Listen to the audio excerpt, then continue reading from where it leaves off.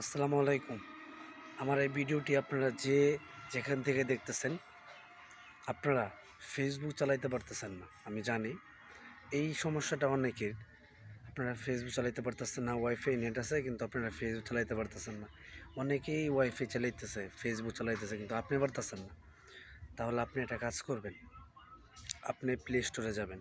Play স্টোরে যাওয়ার পরে আপনি সার্চ দিবেন ভিপিএন এক্স লগ, ঠিক আছে?